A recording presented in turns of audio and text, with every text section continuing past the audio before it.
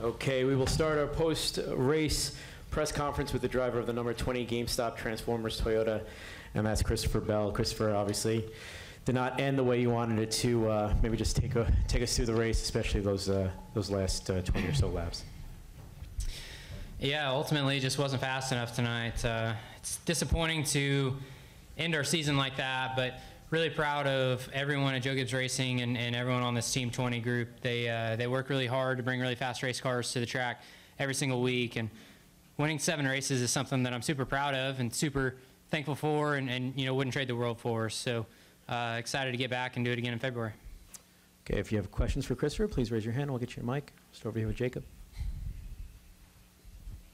Jacob Seelman, Speed Sport 2 for you, Christopher. First, Custer got out of the car and immediately said that he was a little at a loss for how well Reddick could run the top lane compared to everybody else, and felt like that was a bit of an edge the 9 team had. What were you missing to be able to run that top groove? Because I know you were committed to the bottom for a lot of that race.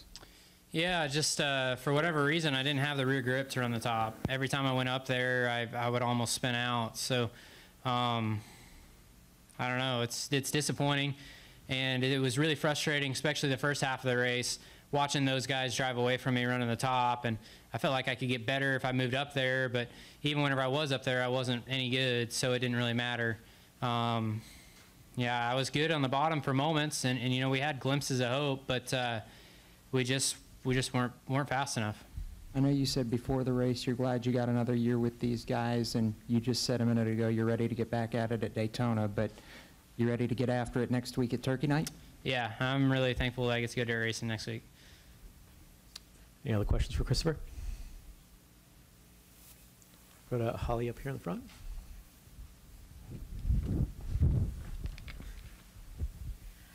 Christopher, you kind of mentioned that this is a track you feel like you need to learn better or figure things out. Do you think that played into it too? Is this a place now in your mind that this is a focus to work at or to get better? Definitely. I mean, I need to get better here. Last year I won the truck championship here, so that's my one glimmer of hope or glimmer of fame that I've got here at this racetrack. But I don't know. I don't know what we missed today or what I missed, but missed something, that's for sure. Any final questions for Christopher? All right, Christopher, congratulations on a great year, set records, and thank you for coming in after this race. Okay, we will continue our post-race availability with the driver of the number 21 South Point Hotel and Casino Chevrolet, and that is Daniel Hemric. Daniel, you finished 4th.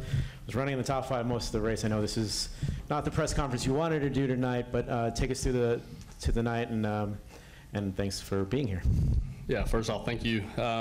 Really from the start of the weekend, we struggled to make speed that 80% mark on the racetrack or right on the fence. So once we realized that there was nothing a whole lot we could do throughout practice, we just tried to build as much movability and versatility into our race car, and thought that really paid off throughout the first stage. We didn't qualify quite where we wanted to, but being able to drive, heck, I don't even remember where it was, 2nd or 3rd there, and come in, and we lost a good bit of spots on pit road, but those guys rebounded the rest of the night, and all the other stops were pretty solid. And thought the white line was actually my best friend, right? It was the least amount of rubber. Thought the racetrack still maintained speed down there and was able to make hay for the majority of the time. And about 20 laps into the run, I thought our car would really, really come on, and thought it was going to really pay off for us. But whenever we went to that next to last green flag run, and I saw the 9 car was the first one to pit, it was borderline like, if you don't pit within a lap of that, then you're committed to run a long time. And we, I applaud Danny Stockman for at least making a gutsy call to try to stretch as long as we could, hoping the caution would come out, and it never did. And we got to a point where we had to pit, and by that point we had lost, I don't know the numbers exactly, but probably at least 9 to 12 seconds to the leaders as early as they pitted. So just not ideal. Just cautions and stuff didn't fall the way we need them to give ourselves a shot, but I thought we did a good job of making our race car the best we could throughout the night, and just didn't have enough. Thank you, Daniel. We'll start questions to Holly up front. Thank you. Holly Kane, the NASCAR Wire Service. Could you just talk about how close the four of you ran for most of the race? I mean, obviously you're all going for the championship, but for it to turn out the way it did and you guys to run like that. Yeah, I think it just solidifies the process of the playoffs and the way the cream kind of rises to the top, and that's a testament to the system. And proud to have made it for the last 2 years and giving our 21 team a shot at a championship both years. And when you start a race like that, obviously this is one of the toughest racetracks we come to, but when you start a race in the day, go into the nighttime, it goes through a huge swing. I thought we did as good a job as we could to manage that and just keep those guys in sight, right? That was the goal. If we could see them when the last run happens, which I didn't expect it to go green that whole last half, but when that last run happens, if you can see them, you got a shot. And I talked about the sequence of that last green flag pit stop. We just got off a little bit on, heck, you don't know, it could have been the call that won the race, right? Go long pit, got better tires, extra tires. And it didn't work out, but we tried to do something. Okay, we can see them. Let's give ourselves a shot to do something different. And doing something different didn't work out. Go up front to Brian. And we'll go to Chris.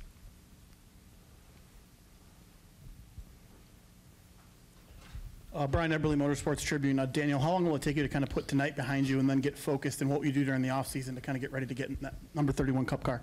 It was behind me 20 minutes ago.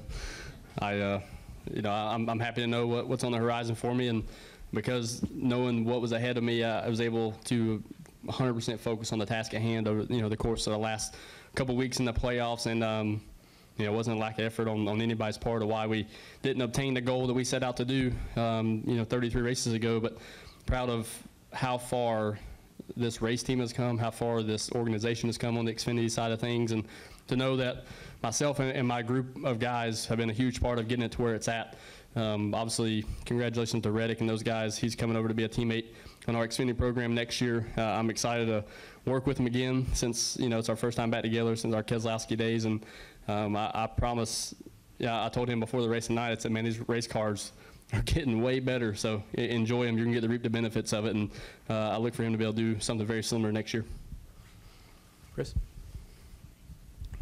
Chris Knight, KidsFence.com. Daniel, what's the opportunity or chances that we might see you run a partial Xfinity Series schedule similar to what we see Austin and Ty Dillon do? Seems to help them at times with their Cup program. I told Richard I'll race as much as he'll let me or put me in one, so I don't have anything set in stone or a schedule by any means, but if we can find the right partners to step up and give me a shot to run a couple races, I'll run whatever the max is if we have cars to do it. I think just racing is good, period. You're asking any racer, right? He'd run a wheelbarrow if he could in a race. So just driving something I think is a benefit, let alone have an opportunity to be on the racetrack that much more any given weekend. It's going to be hard to answer that, Chris, considering the package differences and whatnot. But anytime you can be on the racetrack and be pretty much the Xfinity and the Cup Series, run the same tire every week, every single racetrack, just having those little things that you can build off of if you get a chance to run the Xfinity car that weekend is always a positive.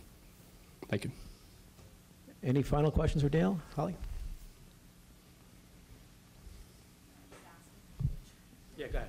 Was it surprising to you that there have been no caution flags other than the stage things in either of the two races so far? A little bit.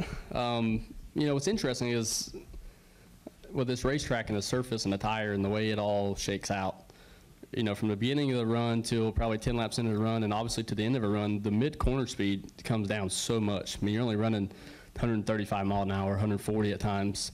And because of that, everybody feels like all your movements are really slow motion, and it makes it harder to lose control, if that makes sense.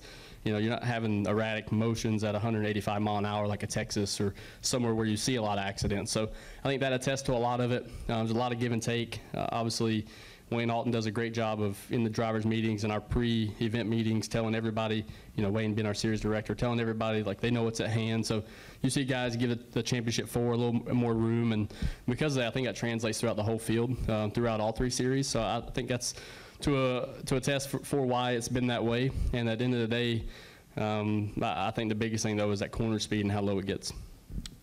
All right, we'll wrap it up there. Thank you so much, Daniel, and congratulations on a great season and good luck. Absolutely. Thank you all for a great year.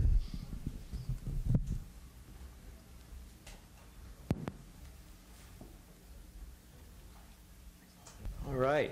Up next is the driver and owner of the number 00 Haas Automation Ford for Stewart Haas Racing and the 2018 NASCAR Xfinity Series owner champions, Tony Stewart and Cole Custer.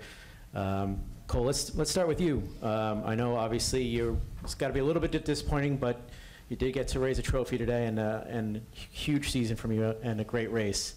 Maybe just talk about the night. Yeah, I mean, it's a little bit bittersweet just because you win one and you lose one, but it's, you know, it means a lot to our team to win a championship and in the owner's title. And, you know, we only started last year. You know, it's unbelievable how far we've came and how hard everybody's worked to get us to the point that we're at right now. So I can't thank everybody enough, and just, you know, came up just a little short and just didn't play out right there at the end for us. Tony, obviously your first Xfinity Series championship and going for the sweep, which would be the first time ever a team has swept owner championships in the Xfinity Series and the Cup Series in the same season. We're going to talk about this championship and that potential. Well, like Cole said, I mean, we all think it's bittersweet. I mean, we're proud as an organization to win an owners championship, but we wanted to do it with our driver winning the driver championship. So, you know, Cole did an awesome job all year. The whole team did an awesome job all year. Just, you know, that's the hard part about, you know, the last race is it's, you know, it's down to a one race deal, and you know, we just fell a little short, and you know, we might have made a mistake on the strategy on you know, pitting too late.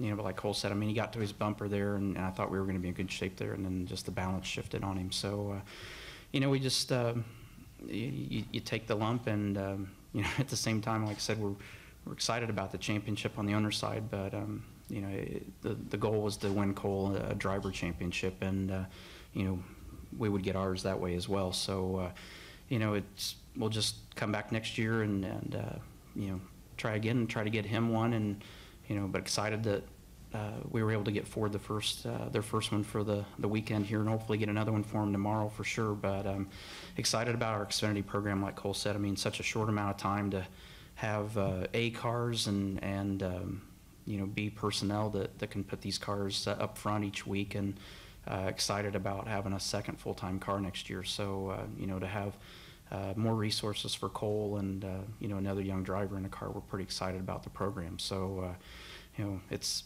an awesome day for us. But you know, like I say, I mean, I'd be a hell of a lot more excited if you know, if Cole's out there hoisting that trophy over his head for winning the driver championship. But you know, like we mentioned right after the race was over, it wasn't for a lack of effort. So you know, just proud of our organization for everything they've done, and proud of what Cole did all year as a driver. I mean, he's really come a long way. Keeps getting better and better. So you know, I feel like he's got a lot to gain even next year. So we're looking forward to it. Thank you, Tony. Any questions for Tony and Cole? Please raise your hand. We'll get a mic. Start it here, Stephen. Stephen Wilson, SpeedwayDigest.com. I got one for each of you. Cole, what changed in the car over the run, especially in the final stage? And Stewart, what do you see as his succession plans in the future? Just what happened there at the end. I feel like, you know, we had to kind of make up that time, which, you know, obviously we had newer tires, so it was, you know, somewhat easy to make up the time. But you kind of get to a point on tires where everything kind of starts to equal out, and I felt like that kind of happened. And also, I mean, Tyler just ran the top better than I could. I couldn't get up there and do it like he could. He kind of practiced that all weekend, and I just wasn't good enough at it, I guess. So I guess that's something to practice, you know, for next year. But I feel like we did pretty much everything right this race. It's just that last run, I mean, you know, it just fell a little bit short. Yeah, as far as our side, it's, you know, obviously we were excited when we were able to start the Xfinity program, and excited because we were putting Cole in the car. So, you know, I feel like there was a big improvement, you know, with his confidence in what we were seeing from the ownership side. Between last year and this year, and you know, we'll see what happens next year. But you know, you just kind of play it a year at a time right now, and we'll watch his development and see what happens. Go to Jacob. Jacob Seelman, Speed Sport. First for Cole, as far as the end of the race, you got out, and the first thing you said was that you couldn't run the top as well as Reddick could. Was there anything that you felt that you could have done differently from a driving standpoint, or was it just that the car wouldn't let you do what you needed to do with it to try and catch him? I don't know. I probably could have stayed a little bit more committed to it, but the problem is you try and commit more and more to it, you're going to hit the wall. So it's just it's a balance that, you know, he kind of did it the whole race and got a feel for it, and I tried to run like a lane off the wall, so I just didn't have the feel for it there, and I think I just wasn't aggressive enough with it at the end. And you know, if the car, I think the car probably could have done it. I don't, you know, I think it's more of a driving thing that I probably could have practiced a little bit more this weekend. Tony, two-parter for you, since you mentioned the second car floating out there in space. First, just to confirm, the guy sitting next to you is going to be back next year pretty much unchanged, and then do you have any details that you can share about the second car? Nothing on the second one yet, but definitely Cole will be back next year, obviously. I mean, he's doing a great job, and, you know, this is something that, you know, we're excited about his progress and excited to see what he can do again next year for us. So, you know, we'll keep that side of the program the way it is right now. We're here to Caleb. Caleb Whistler, KickingTheTires.net. Tony, you guys have created a working relationship with Fred Biaggi and that crew. What has this year been like working with them? They kind of let us just do our own thing, you know, really, and that's what's nice about having them as partners is, you know, they've kind of entrusted us to run the organization and run the teams, and they let us do what we need to do from that standpoint. So they're great partners. You know, I'd like to see them up there with us tonight after this was over, because it's, you know, you got to have good partners in this industry to put good race teams out there, and they've been great partners so far. Any more questions for either Tony or Cole? Go to Bob. Bob Huckers, ESPN. For Tony, I assume you've seen Tyler Reddick race for a long time, considering his dirt late model days. He hasn't had the greatest season, but I mean, did you see what he showed tonight? Have you seen that before, or was that even surprising to you? No, I've seen that in him, you know, and what he did tonight was remarkable. I mean, to sit there and, you know, like Cole said, to be that committed to that line and that close to the wall, and, you know, every time you get in the wall, you don't know how much damage it's done. You don't know, you know, we saw what happened to Christopher Bell, you know, the second time he got on the wall pretty hard there and getting a flat because of it. So, I mean, it very easily could have happened to Tyler as well, but, you know, I think it was 110 or 120 laps that, you know, those last 110 to 20 laps is what he committed to running the top like that, and it's extremely hard to do what he did, be that committed to it, and you know, I think we saw him hit the wall 4 times in that 110 or 20 laps. I mean, to only make that's 4 mistakes, but at the same time, you figure, you know, 2 ends to each lap, and you multiply that to 220 or 240 times he could have made that mistake, and he only did it 4 times. It's pretty impressive. But you know, he was 4th of the championship drivers when he made that commitment and changed to move all the way up to the top, and he started making great speed. But we're sitting there on the box going, yeah, he's kind of pulling the pin on a grenade. You know, we don't know if he can do that the whole time, and he stuck it out and you know, made it work for him, and that's really what the difference was. I mean, you know, this guy and you know, and Christopher can run the top just as good as anybody else, and you know, but like you said, to be that committed to it and be able to do that for that many laps was pretty remarkable. Lee? Lee Spencer, RacingBoys.com. Tony, how have you seen Cole mature, though? I mean, it was a tough break because of the pit stop and that strategy. It put him behind, but he ran a masterful race before that. I'm just, you know, what have you seen as far as his development goes? The biggest thing is confidence. I mean, you can see it in his driving. You especially can see it when he gets in traffic, you know, how much confidence he has this year in traffic versus last year. So it's just part of the building process, and you know, I think we get through this winter and get started next year. I think you'll see him at another level that's a step above this. Jenna?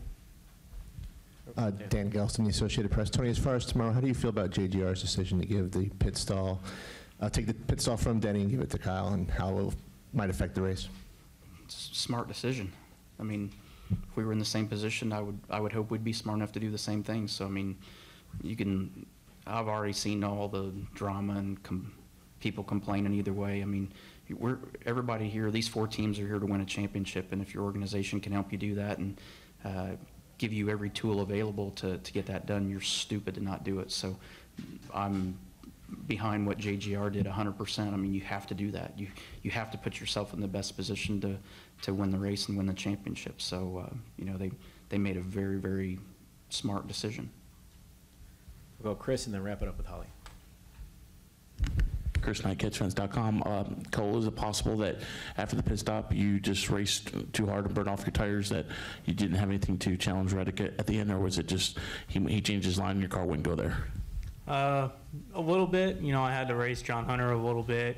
I probably burnt it up a little bit more in the other runs, but I don't think it really came down to that. I think it was more just he could run the top better at the end of a run. You could see at the end of a run every single, you know, at the first two stages, I would pull out and kind of ride around for, you know, 30, 35 laps. And then the last 10 laps, somebody would usually start catching me because they could run the ball better. And I just couldn't do it good enough today. We'll finish up with Holly. He didn't burn him off the spot. I did the same thing that last year about talking about a lot of times we were right in line with us. Sorry, go ahead. That's okay. Real quick, I just wondered if you could talk, Cole, a little bit about the fact that the four of you really did settle this race together. I mean, it was a situation where the championship contenders really did settle things on the racetrack in terms of, you know, racing closely and having one of you guys win the race. Yeah, I mean, it was a good race. I mean, I've honestly had a lot of fun racing the guys that are in the series this year. We've raced hard, but raced clean. I don't think anybody has a problem with anybody. So it's, I think it was a great group and a great championship for. It's just we definitely wanted to come out on top, but, you know, it is what it is. Okay, Tony, Cole, I know it's bittersweet, but congratulations on the Owners' Championship and a great season. Appreciate it. Thank you.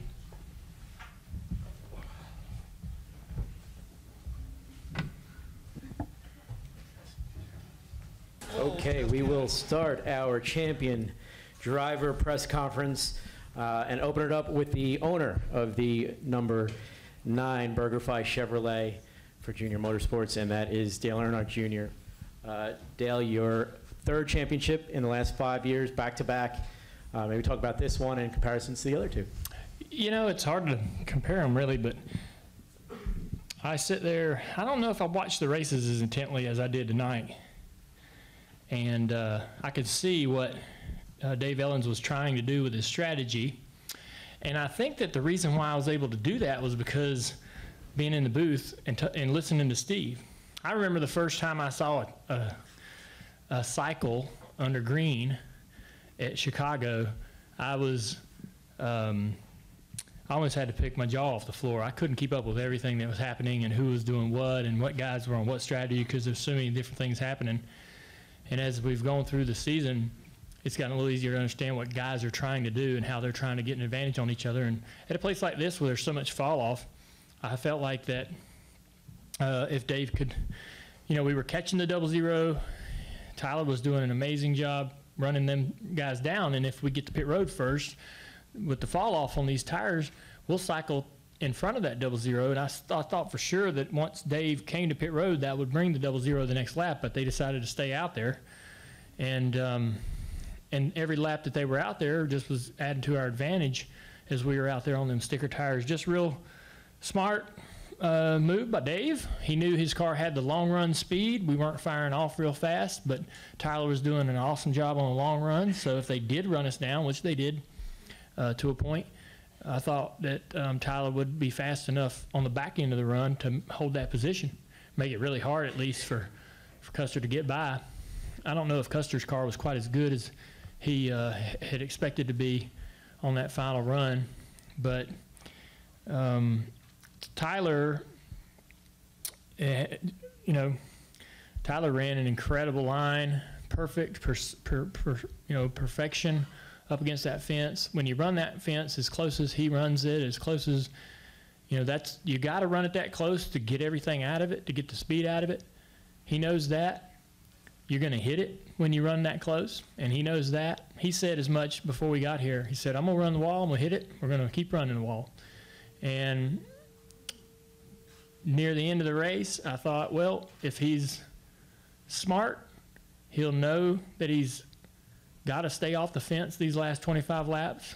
If he's precision, if he has that precision ability, he will stay off the fence these last 25 laps. And in just the very end of that race, man, he checked so many boxes for me looking at talent or judging talent, owner to driver or driver to driver. I was so impressed by what he did those last 25, 50 laps. It is so hard to do that under so much pressure. Coming down to the last few laps, you got a championship on the line. Every little noise, vibration, shake, anything different than the lap before is freaking you out. Lap traffic, dirty air. There's so many things to contend with and think about, all the while running, literally inches off the fence. Just a veteran, a veteran drive by a very young race car driver. So I was so impressed by that. Dave told me, as they started to get into this playoff, he said, if we can get to Homestead, I can win. Me and Tyler can win this. I can help him win this race. He had a lot of confidence in Tyler, and they did everything they needed to do throughout the rounds to do it. Tyler was smart, aggressive, and put himself in position. We had a lot of ups and downs throughout the season, highs and lows that had us all kind of wondering what kind of race team we had with the 9 car, and it seemed like when it mattered and they got into the playoffs, all those questions were answered and then some tonight. Okay, thank you, Dale. If you have a question, raise your hand. We'll start down here at Lee and then working around. LeeSpencerRacingBoys.com. How bittersweet is it that he's leaving? I mean, you had him for 1 year, he wins the championship, and I mean, most of your drivers, they're in a driver development type of atmosphere where, they go here, then they go up to Hemric. That's not the case here. No, it's not, but we still are used to turnover. We're used to 1-year deals and short-term deals, and whether you want it to happen or not, that's, there's a lot of things we'd love to do we can't do. There's a lot of things that I'd love if Tyler would stay or had stayed, but they want to go do something different. I want nothing but the best for them going forward. We'll have fun racing against them next year. I'm sure we'll be racing them a lot, especially with this under his belt. The confidence and evolution of him as a driver is just going to get better, and I bet he'll be back here at Homestead again. It is bittersweet for sure, but if there's one way to finish it, it's on top and by being the champion, and so we're happy that we're able to do that tonight. I think the fact that it makes so many people back in our business and our company happy takes away a little bit of that bittersweetness. There's so many people that are thrilled about this tonight and benefit from this bonus-wise and everything else. This just drives our company. We need to win. We have to win to be able to survive and make our bottom line. So, our employees are probably the priority for us. Drivers, they're down the list. But that's how you have to operate your business. I don't care what business you're in. And drivers come and go, and that's part of it. I learned a long, long time ago that things are going to change, and you're not always going to have the same people in your life all the time. And you just have to get used to that and move on. But Tyler's such a great kid. I know you guys know that by working with him. And, he's just so humble. Even tonight, he doesn't really even know what's happened, So I just wish the best for him, because I know he's a good person. You love to see good things happen to good people. Jennifer, AP, 2 questions. Most important, number 1, is something wrong with your voice? Do you need to rest it for tomorrow's race? Is that baiting? No, I was flat asking you. No, Are you baiting me? No, I flat out was asking you concerned, because I want to make sure you're okay tomorrow. No, I'm fine. Big race tomorrow. Okay. I'm fine. I think I'm good. Okay, good. Yeah. Last week was a tough week for junior motorsports, and probably Reddick was not the guy that you thought would win the championship for you guys. How as an organization did everyone able to move past last week and come out here and kind of snake a championship away from teams that were more favored? It's tough. I'm telling you. You just wouldn't even believe some of the things that go on in the shop floor between the teams being competitive. they race each other, and when they race each other, sometimes they wreck each other. And you know, what happened at Phoenix was just a bad situation. Nothing that Tyler did. I mean, Tyler's underneath those guys. He can't control everybody else's race car, but not everybody's going to see it that way. And so you just gotta, you know, you gotta lean on. We are so lucky to have Dave, other experienced crew chiefs that know how to manage their guys and say, hey, if they got a guy that's sort of upset or something about the way they're getting raced by their teammates, you got to sit that guy down and say, look, man, this is the goal. This is where your head needs to be. Let's get it together and stay on track. And so there's a management ladder, and everybody sort of, you know, has the responsibility to keep everybody in line, but it gets tense sometimes, especially when you have all those cars racing in the playoffs, especially when you have teams that feel like that they deserve to be in this race tonight. Like the 7 teams certainly felt like they probably belong here. But Dave, I mean, you'll have to talk to him if you can get it out of him. I'll be surprised, but he just has a real confidence about what he's doing with these kids, and I don't know a lot of people that can take these kids and turn them into men so quickly, you know, and have them so mentally strong. And tonight, that's what Tyler had to be, running the wall like that. Had to be really sharp mentally and tough mentally and disciplined to himself, you know.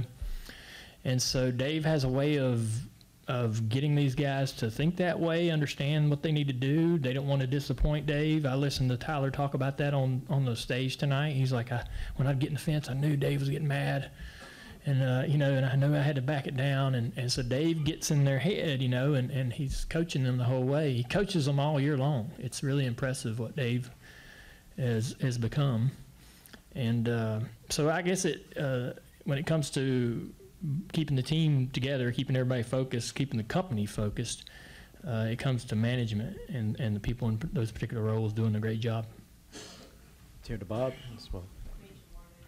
Okay, I'm ready. Bob Hockers, ESPN. Tyler had, I want to say, 3 top 5s in about the first 29 races, and he has 3 top 5s in these 3 or 4 top 5s in the last 4 or 5 races. If he had that performance and you guys would have clicked better, do you think he would be with the team next year? I don't know. The decision to do other things and go elsewhere, I believe, was you know, his and his family's and the partners that they have. It certainly wasn't you know, something on our end, but you know, I feel like that we have a good opportunity with Noah coming in next year. He was on the box all night tonight with Dave and me, and you know, I'm kind of excited about that.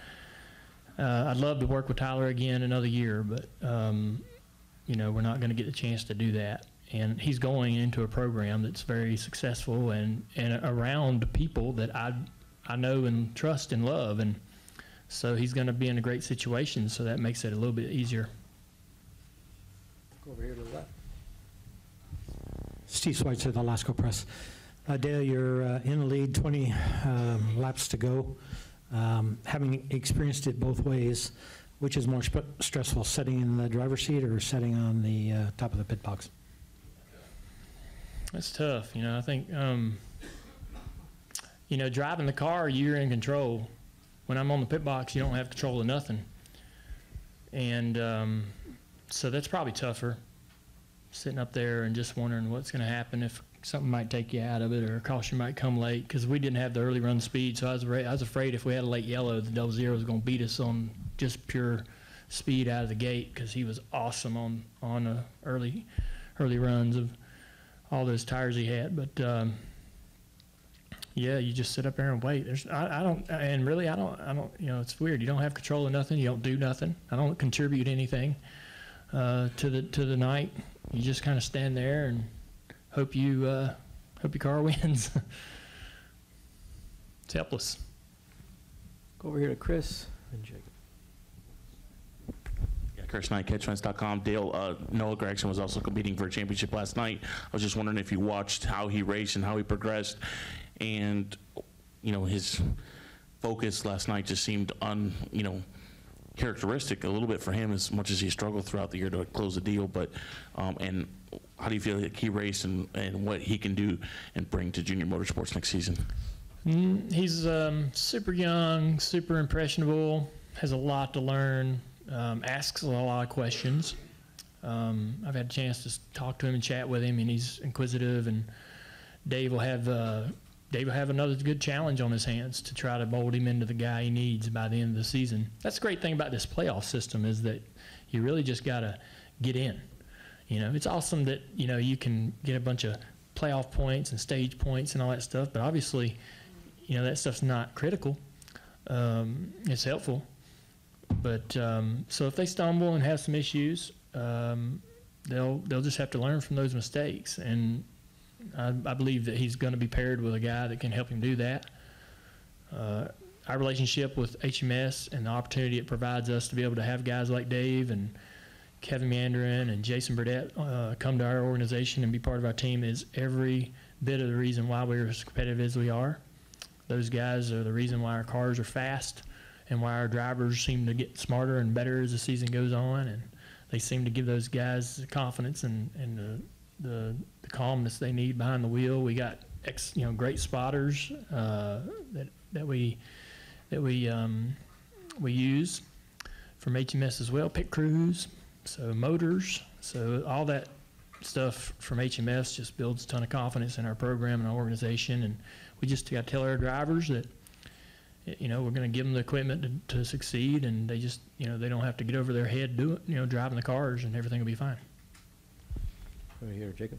So is it safe to say that Noah's going to drive the number 9 next year then, compared to is Dave Elenz going to be his crew chief next year? That would be awesome, I think, if they could pair them up. I don't know if I just announced that, but Kelley, you know what? Kelley and LW can come in here and clean up my mess. So they'll be here in a bit. Go here to Zach. Raise your hand, Zach.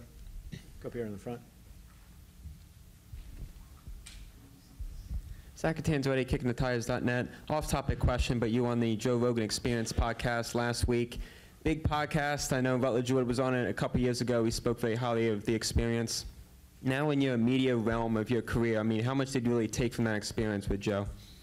The fact that we do our own podcast, anytime you get a chance to go into someone else's studio and look around and see how they do it, it's really helpful. Obviously, going on Joe's show really helped us get a lot of people the information that we wrote this book that's important for people to read. That was kind of our goal to go on the show in the first place, was just to express to as many people as we could about the book and get more people to read it.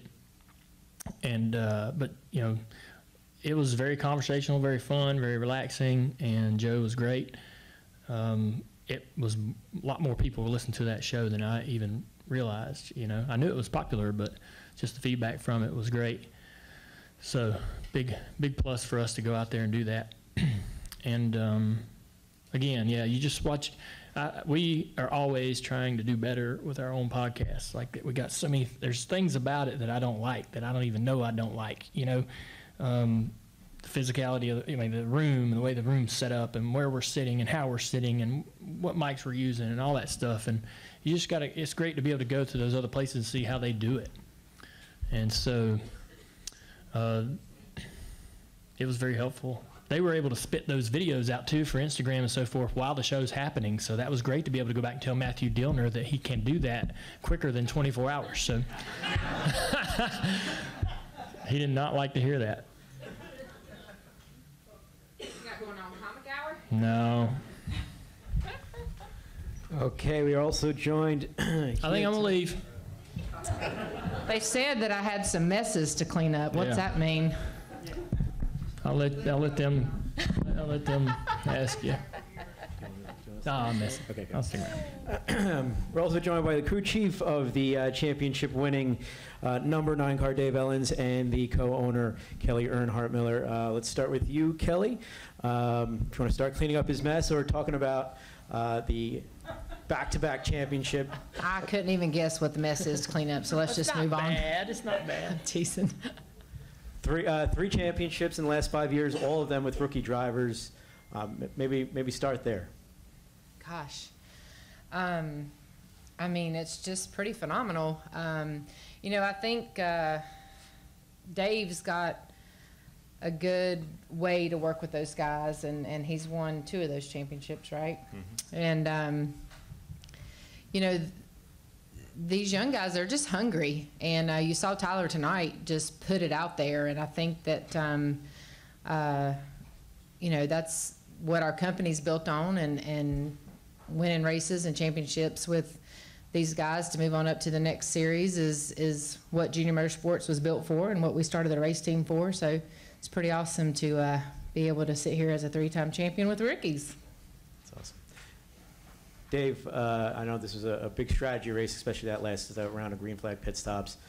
Maybe talk about that strategy and sort of how maybe nerve-wracking that was with all the championship fours bunched up as close as they were. Yeah, you know, at the start of the race, we definitely weren't where we needed to be. So we were playing from behind at that point when we got to the green flag pit stop. The 20 took the opportunity to short pit, and we had a pretty good gap to them. But I was really assuming the other guys were going to play that pretty hard, especially based off what we did last year. And I wanted to be on pit road right away, which I was actually a lap late from what I wanted to do. But, you know, the other guys didn't follow suit. That gave us, I think we're a 4.5-second lead when everybody came back out, and our car did not go on a short run. So that was part of the reason to try to pit early, so we had that gap in front of them. So when it came in, we would be in a good spot. And when the car came in and track rubbered up on the high line, it was amazing what he was doing out there. Thank you, Dave. We'll continue with the questions, and we have Jacob here on the left. Jacob Seelman, Speed Sport. This actually works well because now he can respond if what I think Junior might say is right. Dale, would you call Dave the secret then to these rookies continuing to be able to win championships for JRM? Because Kelley said on NBCSN she wasn't sure what the recipe was. Dave's critical. You know, all of our crew chiefs are critical to the speed of our cars and the ability to host, you know, for the drivers to drive them to the limit and them to be fast enough to win championships. And Dave's ability to take those young guys and mold them into men and mold them into people that believe in themselves and know what they need to do and don't drive over their head, don't make a lot of mistakes. They're going to make mistakes. Everybody does. I mean, they'll continue to make them, but Dave has them ready when it's time to be ready. And you saw it in Tyler throughout the playoffs. You know, just he had a good focus and ran hard, ran aggressive, but never took himself out or did anything to hurt their chances of getting here to Homestead. And tonight, you know, just really incredible. As Tyler's running those last few laps, I know that he's doing that. Dave has a big involvement in his ability to do that, as Dave is coaching him throughout the year to put him in position to make those last few laps and keep the car out of the fence. And a follow-up then for Dave. What's turned you into this coach for the rookies the last couple of years? It seems like you've really taken on that role well, but what is it that you've found to be able to help these first-year drivers go on and now become champions the last couple of years? I don't really know. I guess, you know, as they grow throughout the season, because, you know, every year it's a fresh guy with a new style of driving, new thoughts and everything. So, you know, as they progress throughout the year, you let them make their mistakes, try to be easy on them, and just when they're down, try to bring them up a little bit. But I don't really know what it is. And, you know, I know we have great teammates like Dale was saying, you know, and with Elliott and Justin, they help guide the 9 team quite a bit because, you know, it's tougher for the young guys to tell us what they need. You know, and we got 2 of the best right next to us and the crew chiefs that help me out to make sure we're not getting too far off base. So, you know, I think that's a lot in why we're able to have success with these younger guys. Go up here to Holly.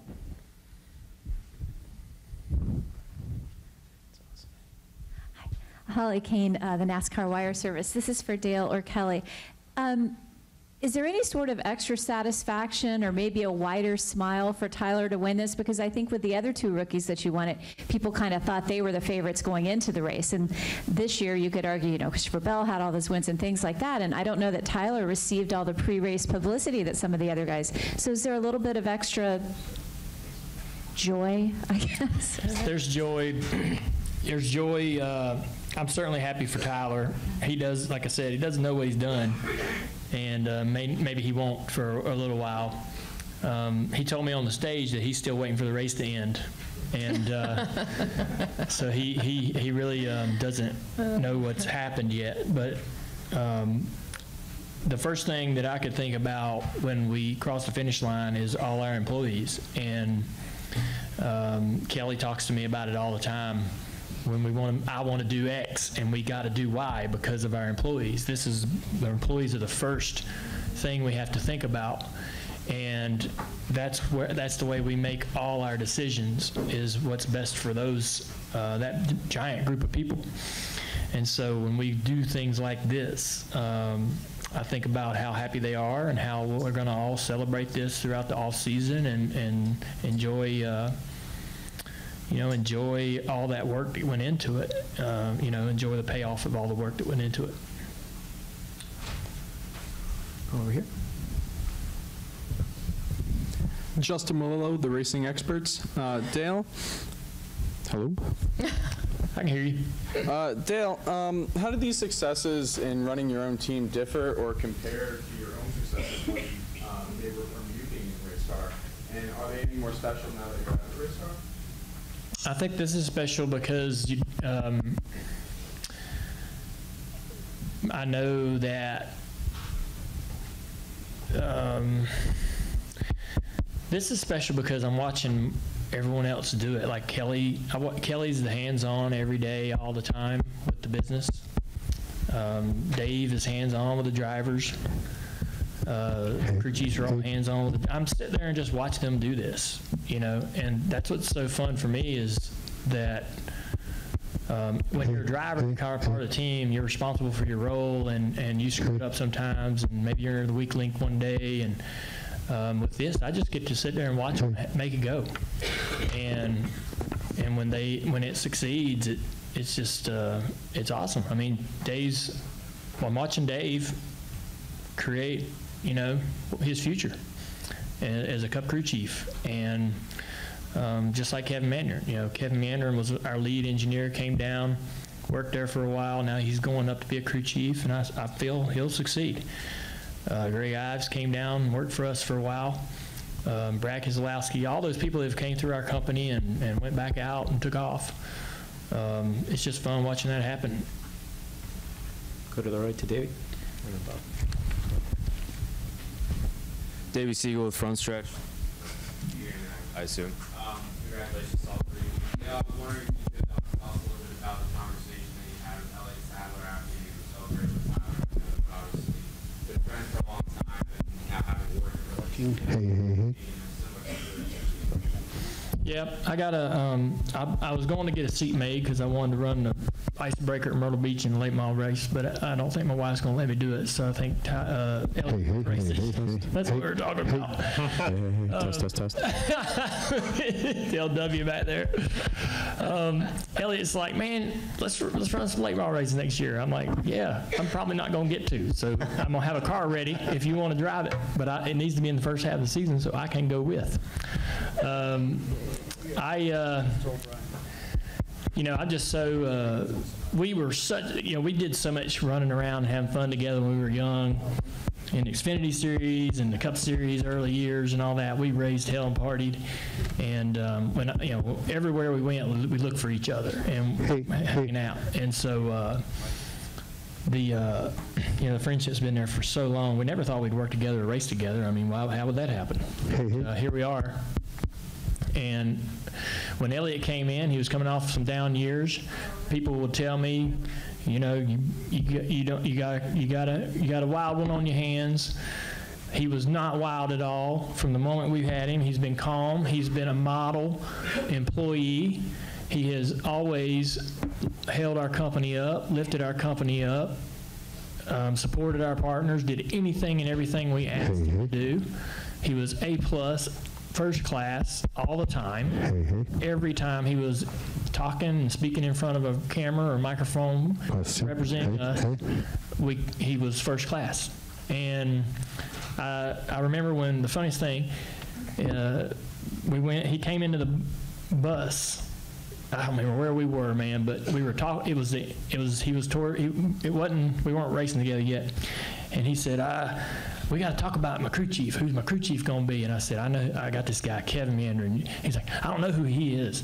I don't know about that. I'm a little nervous about that. I got these other ideas. I was like, I'm going to put you with Kevin, man. It's going to work out. I promise. I was 90% sure. He was 10% sure.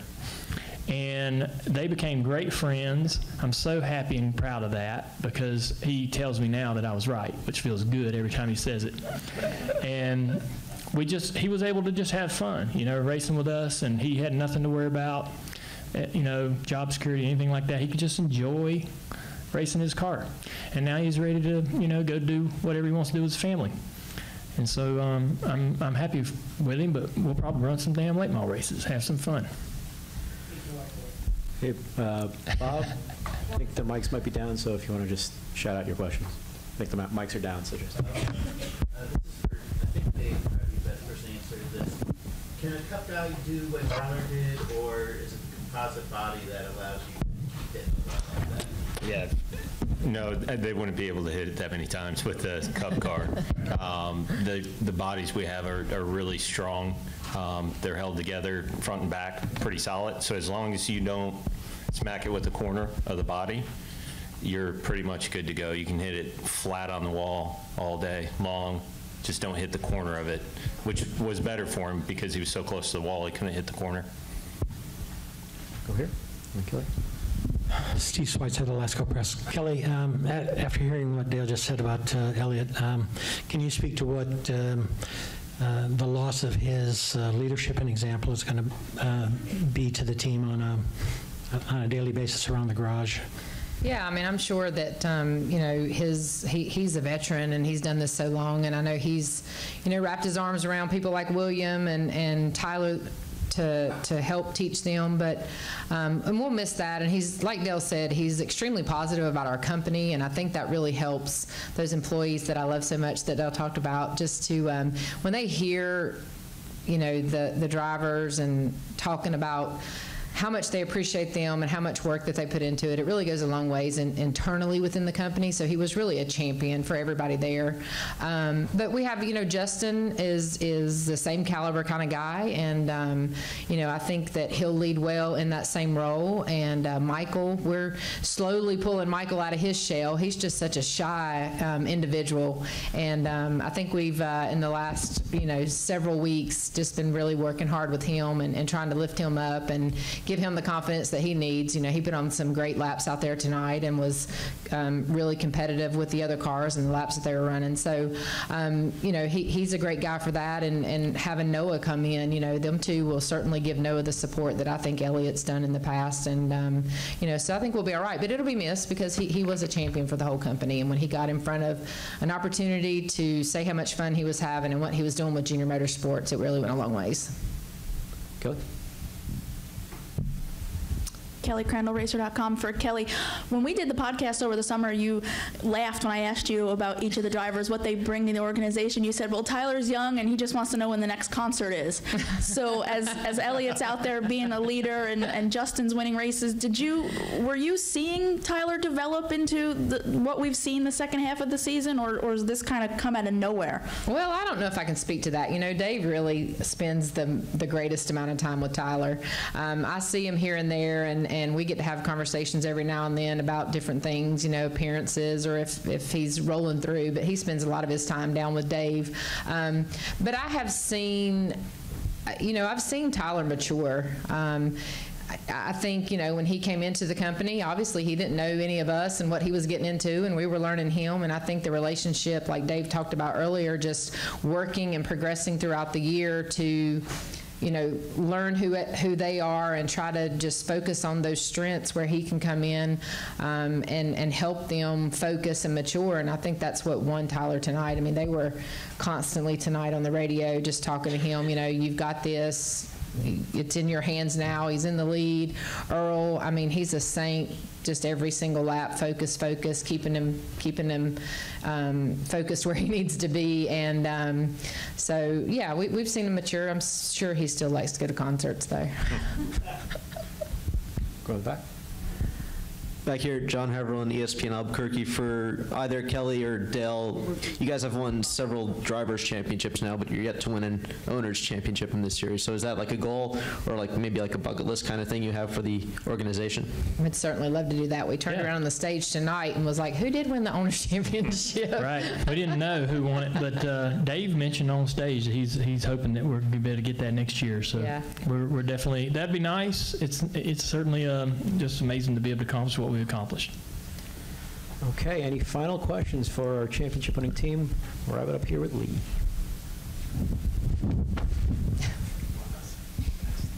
There are a lot of people that said that Tyler was the underdog coming in, and we saw that last night as well with Moffitt. And you think about some of these high-dollar organizations, whether it's the money Toyota puts into, KBM or Joe Gibbs Racing, or the money that Gene has over at Stewart Haas Racing.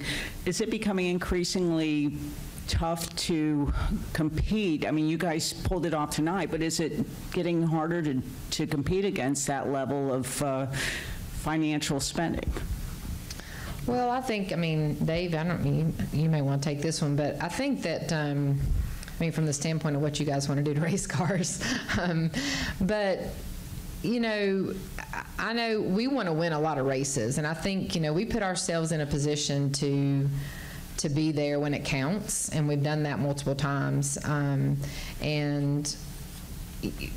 but I think we want to win more consistently, and we want to be fast more consistently, and I think that's where, Gibbs has an edge from the Toyota's perspective and what they put behind that, and we just continue to fight our way through that and just work smart and sit down. We started this year a new meeting internally with all the guys just to sit down every Monday morning and have those conversations and talk about that kind of stuff, because we do have to look at it finitely through our budget and talk about what you're going to gain or whatnot if you do X, Y, Z and that kind of thing. So but I don't know all the tricks and trades that they got going out on the race car and what they do to make them go fast as much as Dave does. It's hard to think of you guys as an underdog. Yeah, but especially when you win 3 championships over the last 4 seasons. The thing about that I think for us at Junior Motorsports is we don't live inside the Hemric walls, and those teams that live inside the walls of those cup organizations, the Gibbs Xfinity teams, the Penske Xfinity teams, Stewart Haas Xfinity teams, they automatically have an advantage because they're within the whole corporate fold, and it's no disrespect to Hemric, but when they're running their organization and their four cup cars, that's what they're concentrating on. But we call up and we need something and we need to get, into the right person.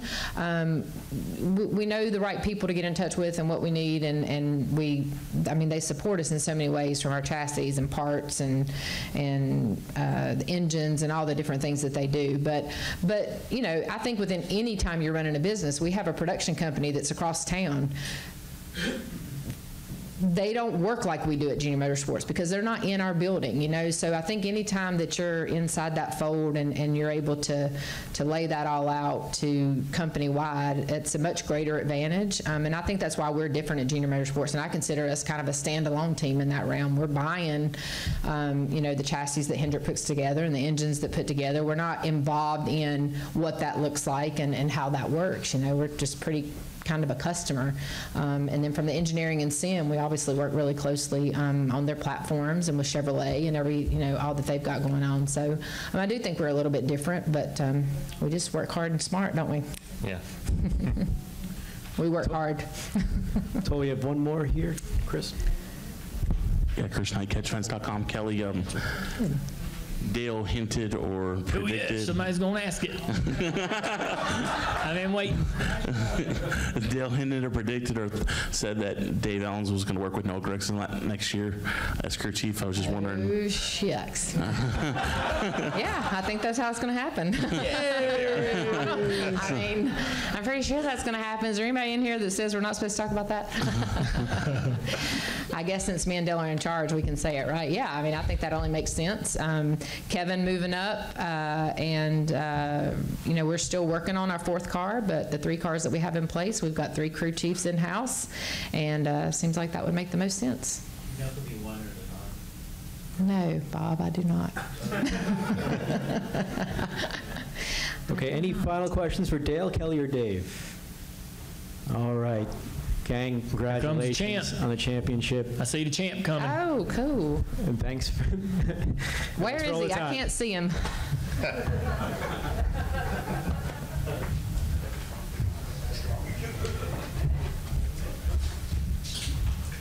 Okay, we are here with the 2018 NASCAR Xfinity Series champion and driver of the number 9 BurgerFi Chevrolet for Junior Motorsports, and that is Tyler Reddick. Tyler is also the Sunoco Rookie of the Year with his win tonight. Outstanding night. 3 trophies for you. Talk about the biggest one, though, the Xfinity Series championship, please. It's something I knew was possible all year long, and you know, maybe not everybody in the garage believed it, but our team believed it, and that's all we need. The guys in the shop believed it. Winning in the first race of the year was huge. It was a huge sigh of relief knowing that no matter what horrible things could happen, we were locked into the playoffs. But at the same time, I think looking back, obviously going into the playoffs, we looked back and we just, well, I wouldn't say we as a team. I was simply just too aggressive and tore a lot of good race cars up, unfortunately. But playoffs came around. We refocused. We honed in on what we had to do. We weren't always. I got to say the practice sessions between the round of 12 and round of 8, we weren't ever really that great. We were always kind of struggling of the guys that were competing for the championship, and we were always wondering how we were going to get speed in the race and get the points we needed to advance the next round. And my team always worked really hard, especially the 7 weeks prior after practice to make our car better and to get ourselves in position to score points and survive. Great. Thank you, Tyler. If you have questions. This is Dale Jr.'s phone. There's a lot of good stuff on that thing.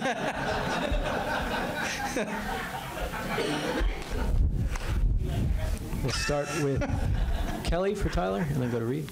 Jacob. KelleyCrandallRacer.com to your left, Tyler. Yeah. Hey, how are you? Sorry. You were walking down pit road last week after advancing, and you turned to Daniel Hemric and you said, "God, Homestead, I really suck there." I don't remember saying that. I must have been messing with him. Yeah, so I was going to say, were you messing with the competition, or did you honestly feel you didn't have a good kind of take on this place? Because you haven't finished worse than 6th here between trucks and Xfinity. I love this place. Quite simply, I don't mean to put the other tracks down by that. It's just a place that it fits me very, very well. There's certain tracks that fit drivers well, and for me, it just, ever since I raced my first start here in the Truck Series, it's just a place that was a lot of fun, and my aggression was often rewarded with me slapping the truck in the fence and not winning races. But as time went by and I got smarter, it seemed like I figured out how to hit the fence and not lose as much time. And these Xfinity cars, especially with this body this year, you can hit the fence quite a bit, and for the most part keep it rolling. So I knew that going in, and we did what we had to do. I hit the wall a lot. I thought I gave it away a number of times, especially when that 20 got by me. But I guess I didn't hit it hard enough. They built a good race car over there, so we were able to power back by him and hold on for the win. Go up to the front to Reed. It's your Reed Spencer with NASCAR Wire Service. Congratulations. A lot of the other guys, the other Championship 4 competitors, in doing the postmortem after the race, said, "I wish we had practiced more running up against the wall." And did you get a lot of practice doing that? Did you do that in the test? And Also, some of the spotters seem to observe that after you brushed the wall for the first time, that your car actually got faster. Was that an accurate perception? I wouldn't say that the car got faster. The driver just knew what not to do again. Every time I was hitting the wall, it was, all right, well, I can't do that. I need to work on this or that. And just kept adjusting every time I'd make a mistake, whether I'd hit the wall or just not run a good lap. Constantly adjusting, trying to find more speed. And as the race was going on, my risk versus reward, if you will, would swing more to the risk side, and I would just try and get closer and closer, and it seemed to just reward me with a better handling car, and we'd go faster. So, we tested here in August, and I think I ran 300 laps against the fence and only hit it 6 times, and 4 of those times I only hit it in the first day. So, and we never even really had to fix it after the first time I hit it before lunch. But just really, really comfortable. I actually had a lot better feel of this place. I felt like in August when we tested here running up high than I did yesterday with the practice when it was a lot cooler, and even most of this race today. But for some reason when the sun set, I just kind of found my rhythm. Actually, kind of funny, I had a tear off on my visor all day, and as soon as I pulled the tear off that thing, and it was a little bit brighter once the sun went down, it seemed like the switch flipped and we were running a lot faster. So maybe it was that. I don't know. Jacob? Jacob Seelman, Speed Sport. Tyler, 2 for you. First, you said that over here to your left. Sorry, it's all right. You've got up here. You've got a right to be distracted. You got a lot going on the last little bit. You said that this racetrack rewards your aggression, and you and I know that a lot of that goes back to your days on the dirt in late models, and even before that in outlaw karts. Did any of that play into your love for this racetrack and how you can just rim right around this place so well? Well, you're constantly ever on the edge of control, and the track changes so much. You have to move around so much. Well, the car and the track both will change a lot throughout a run and throughout a race. And you're constantly having to move around and adjust every single lap to try and get the most out of your car. So that's just something we worked on, and something I worked on ever since I've started racing asphalt. And I hit the wall a lot here the first couple times I've ran here in a truck, and a lot of the other places you've had to run the top at, and a lot of trial and error and a lot of right sides. I finally found somewhat of a happy medium and kind of had an understanding of what I need to do up there and what I needed my car to make it go really fast. So we had a good car, but it can be challenging sometimes. We got to the 00 and the 42 there at the end of the first run, in stage 3, and kind of leveled off. So once we got back in front of them and were able to get back ahead of the 20, it was the car was driving really good there, and the track kind of was changing in a way that it was helping my car too. So everything kind of fell in the right spot at the right time for us tonight. A lot of people downplayed your chances coming into this, and yet here you sit at the champions table. Is this a California kid living the dream and proving everybody wrong tonight? It's not about proving people wrong. It's just about believing in what our team knew, what all of us on our team knew was capable and what we were possible of. Even in the lowest of lows, we still knew if we just made it to Homestead, we'd have a really good shot here. It's never about proving everybody wrong. We just wanted to go out there and do the best we could. We did that this week, really well, even before this week, but especially this week, we did everything we could. And I knew coming into this race, if we win, if we run fourth,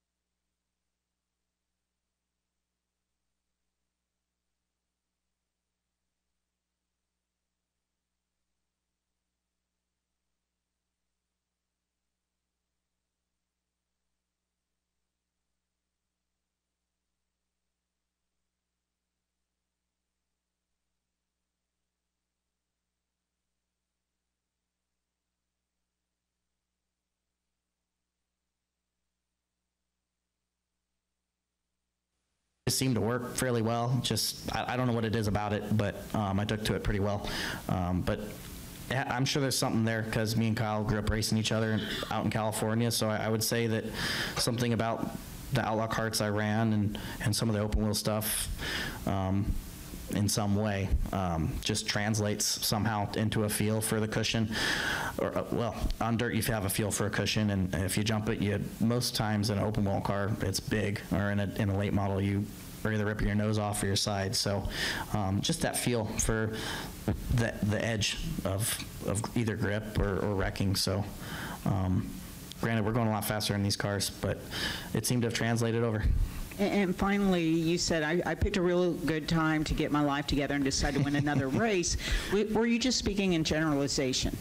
Yeah, you know, we'd run really, really good at times, but throw a race away when I would speed on pit road being too aggressive, or, you know, when we're running fifth and probably run fourth, I'm trying to be a hero and get more than I got, and then make a mistake and then fall back or wreck or hit the wall. So when the playoffs came around, we knew that pretty much everything we were doing in the regular season was going to take us out right away, with how cutthroat the playoffs are and just no room for mistakes. So it's probably a good thing that, you know, we looked at that, and you know, as much as it stinks that the regular season didn't go great, it's probably a good thing we went through all those hardships, because it set us up to have a good playoffs and be a lot smarter when it came around. Any more questions for our champion? All right, Tyler, congratulations. Thanks so much for all the time, and great season, and enjoy the off season. And absolutely, thank you. And tonight.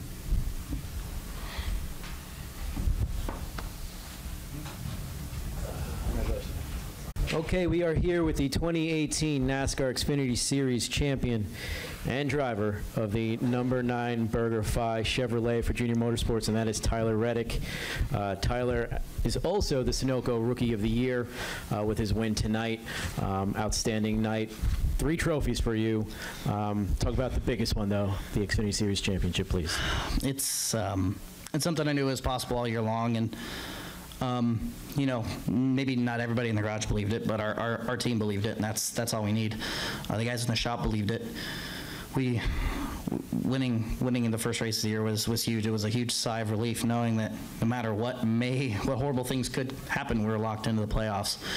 But at the same time, I think looking back, obviously going into the playoffs, we look back and we just, well, I wouldn't say we as a team. I was simply just too aggressive and tore a lot of good race cars up, unfortunately. But playoffs came around, we refocused, we honed in on what we had to do. We weren't always, I got to say, the practice sessions between the round of 12 and round of 8, we weren't ever really that great. We were always kind of struggling of the guys that were competing for the championship, and we were always wondering how we were going to get speed in the race and get the points we needed to advance the next round. And my team always worked really hard, especially the 7 weeks prior after practice, to make our car better and to get ourselves in position to score points and survive. Great. Thank you, Tyler. If you have questions. This is Dale Jr.'s phone. There's a lot of good stuff on that thing.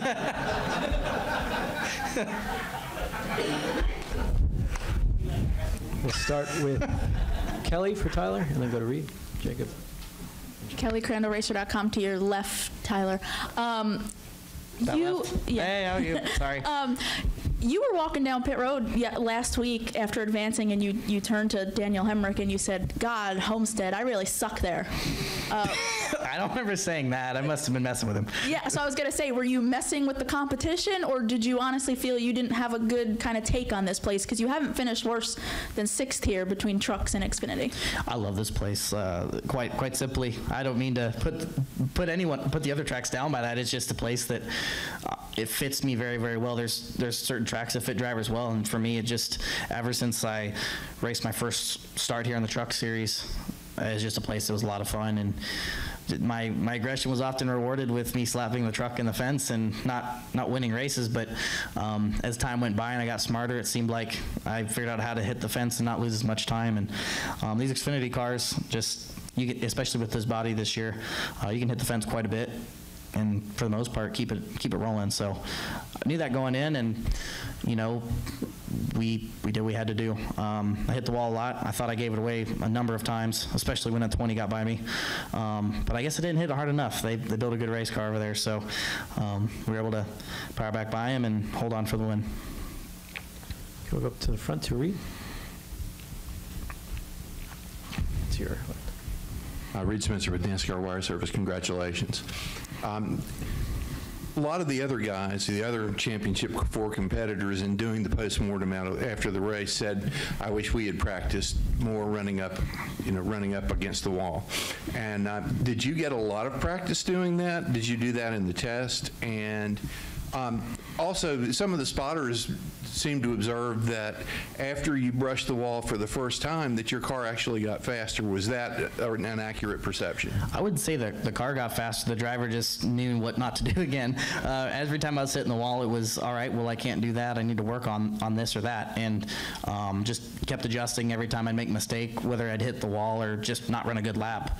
Constantly adjusting, trying to find more speed. And as the race was going on, my risk versus reward, if you will, would swing more to the risk side, and I would just try and get closer and closer, and it seemed to just reward me with a better handling car, and we'd go faster. So, we tested here in August, and I think I ran 300 laps against the fence and only hit it 6 times, and 4 of those times I only hit it in the first day. So, and we never even really had to fix it after the first time I hit it before lunch. But just really, really comfortable. I actually had a lot better feel of this place. I felt like in August when we tested here running up high than I did yesterday with the practice when it was a lot cooler, and even most of this race today. But for some reason when the sun set, I just kind of found my rhythm. Actually, kind of funny, I had a tear off on my visor all day, and as soon as I pulled the tear off that thing, and it was a little bit brighter once the sun went down, it seemed like the switch flipped and we were running a lot faster. So maybe it was that. I don't know.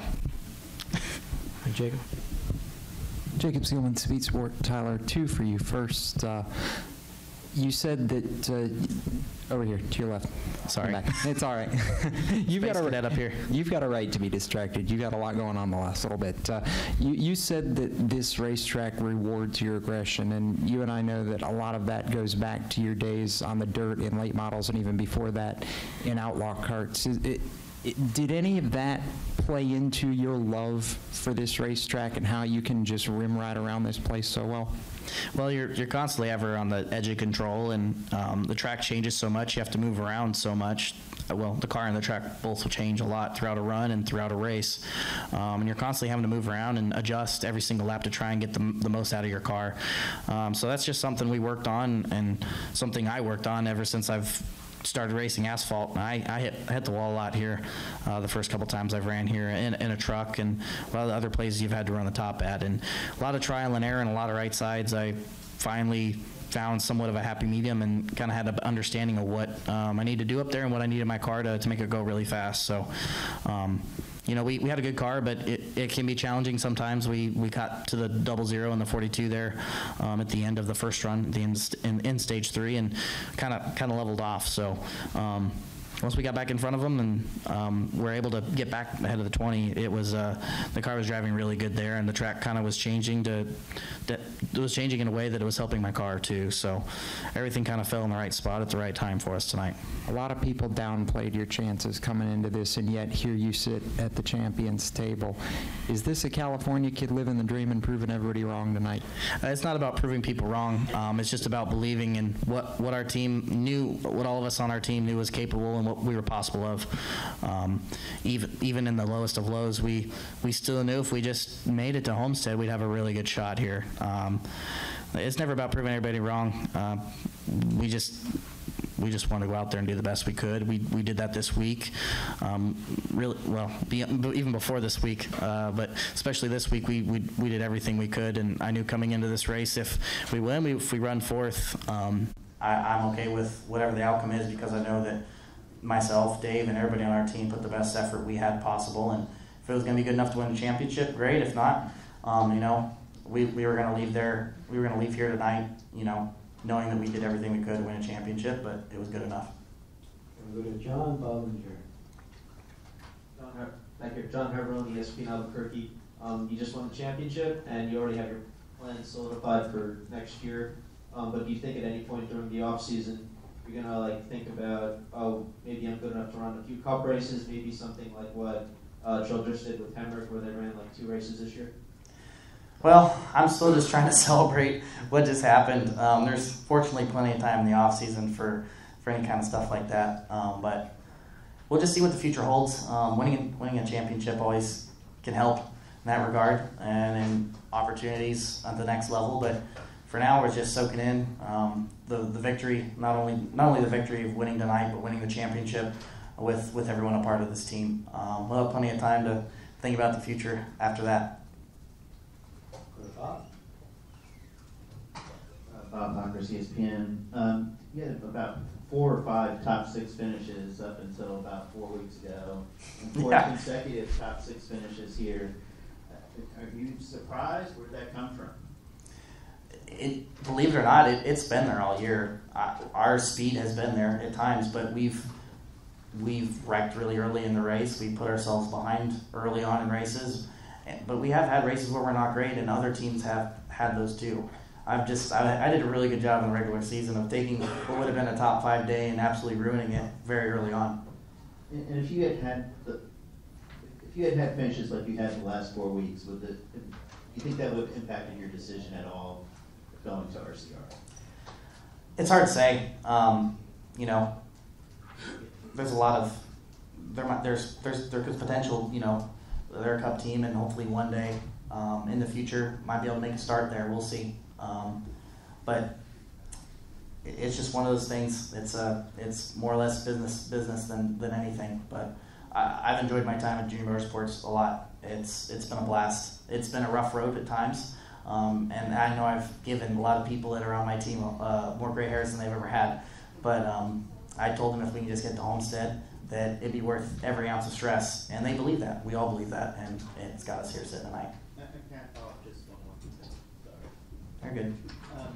I guess I had the impression that maybe just the chemistry wasn't really great amongst you guys, and that was kind of the reason. No, I mean, unless Dave's been lying to me all year, me and Dave get along great. Me and my whole team get along great. We love working with each other. We love messing with each other at the racetrack. Every group, I've been very fortunate ever since I've come to the sport of having great groups of people to work with. Doug Randolph at BKR, Mike Shiplett. At times people think he's dry, but he's got a sense of humor. He was a lot of fun to work with at Chip Ganassi Racing. But me and Dave have had a lot of fun this year, whether it's been at the racetrack or away from it.